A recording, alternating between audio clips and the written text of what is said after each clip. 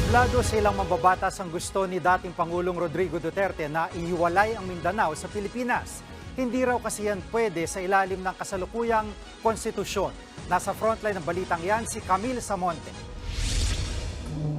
Sa gitna ng hidwaan sa politika, gustong ihiwalay ni dating Pangulong Rodrigo Duterte ang Mindanao sa Pilipinas at magkaroon ng sariling gobyerno. Gusto ko talaga, gusto ko na. Magsawa na ako sa ilang presidente na kasi. Kung ganon lang naman kayo dyan sa Luzon, pati sa Visayas, bahala kayo. Mindanao is rich. Sinabi niya yan sa isang news conference sa Davao City kagabi. Ayon kay Digong, gagawin nila yan sa pamamagitan ng pangangalap ng mga pirma tulad ng ginawa sa People's Initiative para sa charter change. Hindi naman rebellion, hindi yan sedition. There's a process in that. I think before the UN, where you would gather signatures from all sorts in Mindanao. Inatasan na raw niya si Davao del Norte Representative Pantaleon Alvarez na pangunahan ang signature campaign.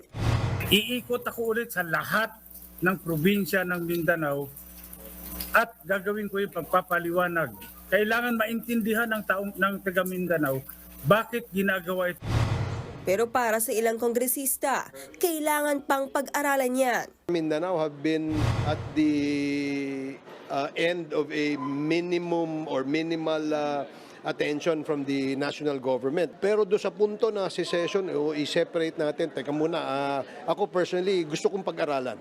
Gusto kong tingnan kung if it's really worth it. Pero ngayon pa lang, tablado na ito sa ilang senador tulad ni Senate President Mig Zubiri. The last thing that we want is na magkagulo-gulo, magkawatak-watak ang ating bansa. Ang akin dyan ay slow down po natin ang away na yun. Si Senate Minority Leader Coco Pimentel, kontra raw sa anumang suwestyon ng pagkakawatak-watak ng Pilipinas. Para naman kay Senator Cheese Escudero, hindi ito posible sa ilalim ng kasalukuyang saligang batas. Sinugundahan yan ng isang political analyst. There is no legal procedure for seceding because technically we are not a federal republic. You know, don't have the presumption of autonomy of a state.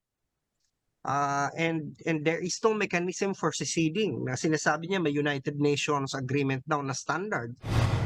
Hindi rin daw akma gamitin ng People's Initiative para ihiwalay ang Mindanao. It's kind of ironic because they oppose the People's Initiative to amend the Constitution. And now that they're going to use the same strategy to secede from the country, I don't know how these people who probably are advised by lawyers would even think that there is a constitutional way out for a secession. People's Initiative is only applicable for amendments of the Constitution, assuming that there is an enabling law. Nagbabalita mula sa Frontline, Camille Samonte, News 5.